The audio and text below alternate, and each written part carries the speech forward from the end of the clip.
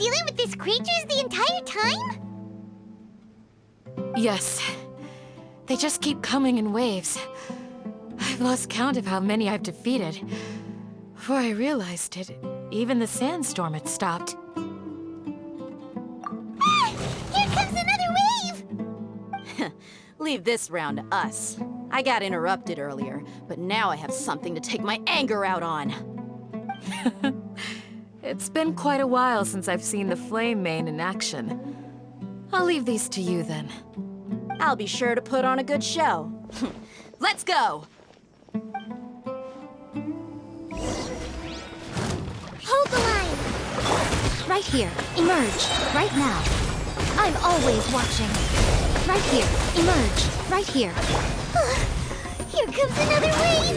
When are they ever gonna let up? Clouds high. The birds come! Covenants of the deep! Rest and rebuild! The creatures stopped appearing. Was that the last of them? What we fought just now was probably the aftermath of the sandstorm. So we should be safe for the time being. Well fought, everyone. No injuries, I hope. Huh? Who are you? Ah, my apologies. I haven't had a chance to greet you yet. I had my hands full taking care of the village's elderly and children. I am the chief of Aru village. Everyone usually calls me Uncle Anpu. Sir, I am also originally from the desert, but I have not been back for some time now. May I ask if such sandstorms are common? I can't say they've always been common, but recently the storms have become increasingly severe and frequent. Besides sandstorms, we also occasionally get earthquakes. According to an investigator who stayed in the village a while ago, these unusual natural phenomena are related to the withering of Irminsul. Another effect of Irminsul's withering. So, Irminsul's withering causes withering zones in the forest, and sandstorms and earthquakes here in the desert? Everything in the natural world is inextricably connected to Irminsul. These regional symptoms can indeed be a reflection of Irminsul's present state. Everyone in Aru village needs to take good care of themselves. Speaking of which, why haven't I seen a single village keeper since I got here? Village keeper? Who are they? Village guards like Candace? Does your curiosity know no bounds? Village Keeper is how Aru village refers to mad scholars exiled here by the academia. Most of them are scholars who lost their sanity after a period of training in the Avidia forest. The academia believes that their crazed mutterings may have a negative effect on the psyches of other scholars. So, they're forcibly exiled to the desert. Though if you ask me, it's all a boatload of nonsense. Alas, that's exactly what we've been trying to investigate. One by one, the village keepers have been mysteriously disappearing without a trace. But no one in the village has ever seen them leave. If you're planning to stay around the village for the next few days, I'd appreciate it if you could keep an eye out for them. I've had encounters with those people in the past. I'll see what I can do to help. The Matra are the ones responsible for their exile. Now that you're no longer with them, are you trying to alleviate your guilt and atone for your past sins? I'm fascinated by how you think. Mock me if you will, but if you are guilty, I will eliminate you, regardless of my position or identity. Oh, you're the former General Mahamatra. You must be an expert in these kinds of investigations. Thank you for your help. Is it because you're reminded of Hypatia? Oh, these poor scholars. First they lose their sanity, now this! We need to help get them back home, safe and sound. But, is it really a good idea to tag along with Sino? You seem like you really don't trust him. I'll be grateful for the assistance. No doubt you will do a better job than some of my former subordinates. Let's start by finding a spot to share what we know so far.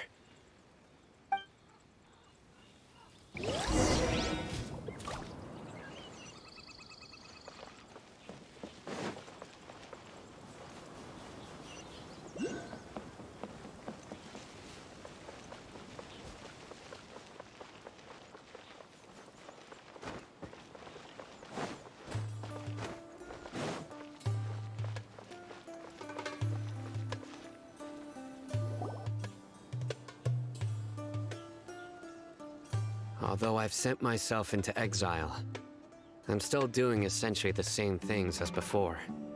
Do you still have any questions for me before we start our investigation? One of my former subordinates told me that this title has its origins in a strange incident. The Academia has long exiled mad scholars to Aru Village. A mysterious phenomenon exists here. When mad scholars first arrive, they are as incoherent and deranged as before. But after spending some time here, they invariably begin to calm down. Initially, the people of Aru Village greatly resented having to take in the mad scholars. But a strange incident one night changed that. Aru Village was struck by the strongest earthquake in living memory. Seeing buildings on the verge of collapse all around him, the then chief of the village was preparing to take everyone to safety. Suddenly, he noticed a mad scholar crouching in a corner, caressing the ground with his hands. A soft, green light radiated from him, like a divine glow against the backdrop of night. Despite the powerful tremors that ripped through the ground that night, all the houses remained upright, almost as if they had grown roots reaching deep into the ground. In the end, not a single building collapsed, and no one was hurt. After that, the people of Aru Village treated the mad scholars with greater kindness, and began to refer to them as the village keepers. The soft green light? A mad scholar protecting Aru Village? What do you make of it, Traveler? Paimon thinks so too. Actually, Sino, do you know if any of the mad scholars continued to wear their Akasha terminals at Aru Village? In theory, they would continue wearing them so the Academia could still monitor their activities. With that said, the main Akasha system would no longer have any interaction with them. Oh, no wonder! Everything makes sense then! Add in the fact that they calmed down, it was probably Nahida who calmed them. If you are able to draw a conclusion from this one story alone, then it appears you possess much more information than I do. So, what do you make of the story?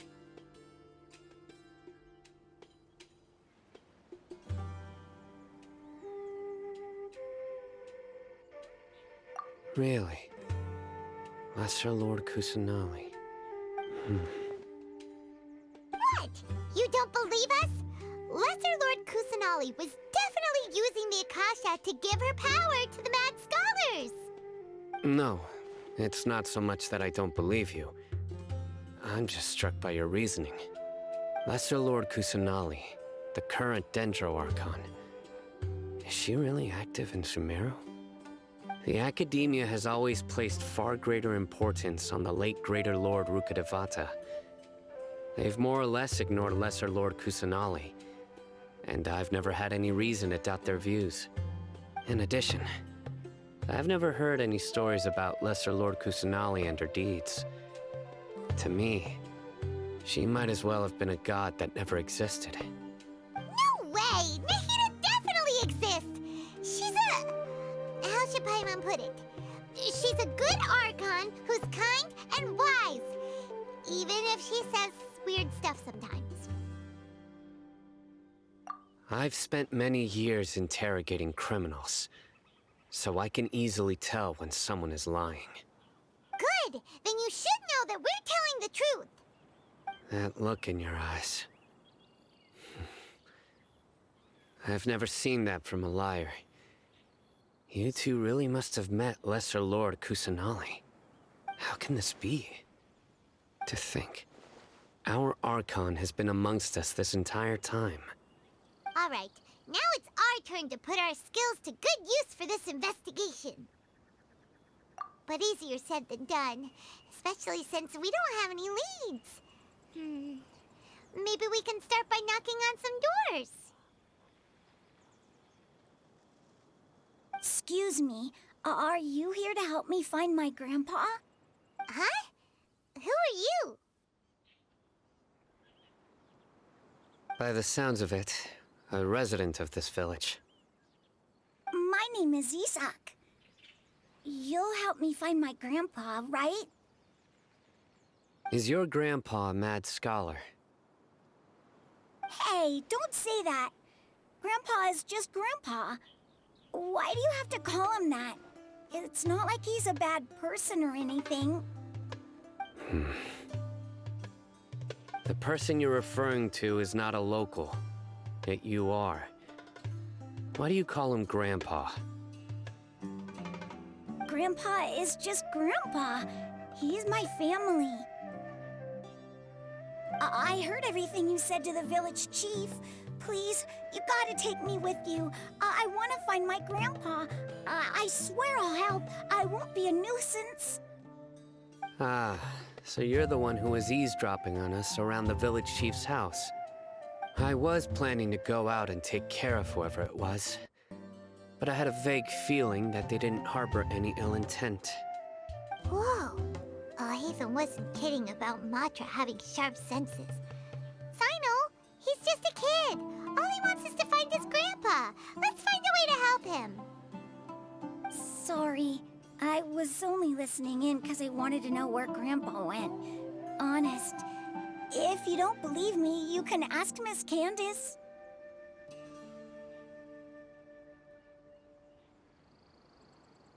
All right. But first, let's confirm the facts with Candace.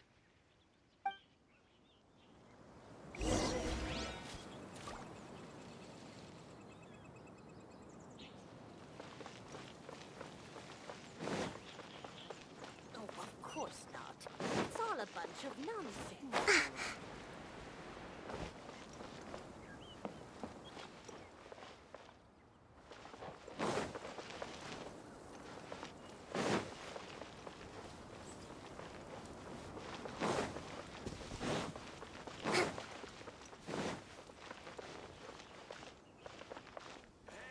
Grandma, is Snow really gonna come back from the dead? Oh, of course not. It's all a bunch of nonsense.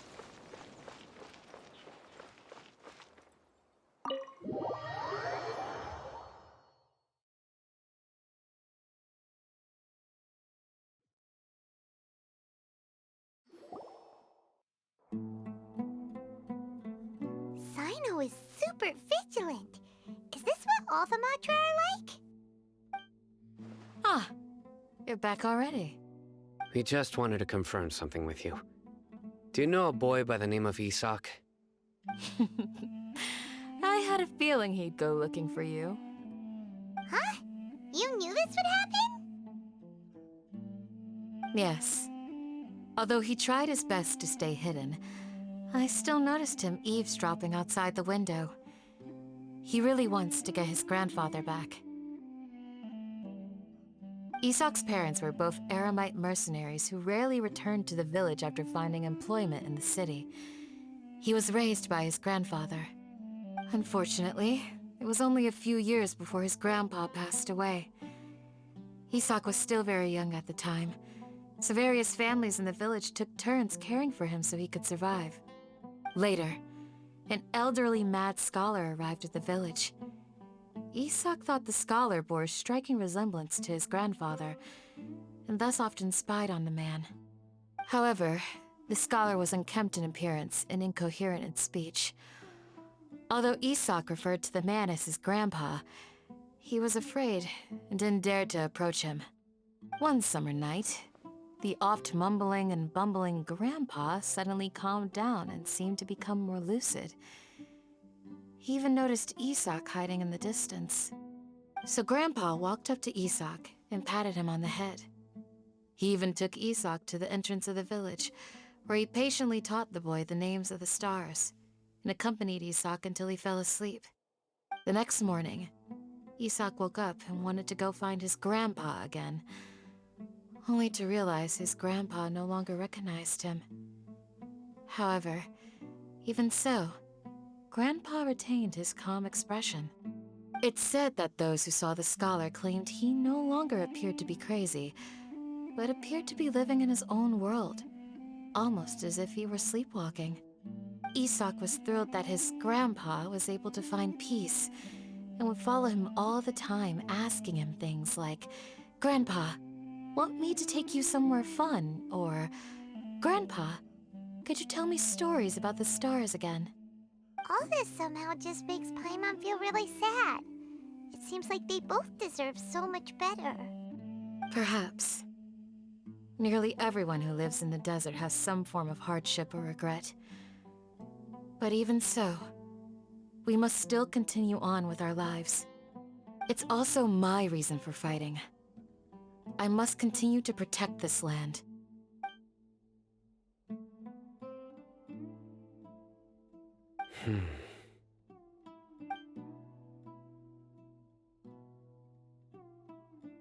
Maybe the people have always had a considerate god watching over them. Huh? What did you say, Sino? No, nothing. As long as Isak keeps his word and doesn't get in our way, we can take him along. Perhaps you are more compassionate than I gave you credit for. Please accept my thanks on Isak's behalf, Sino.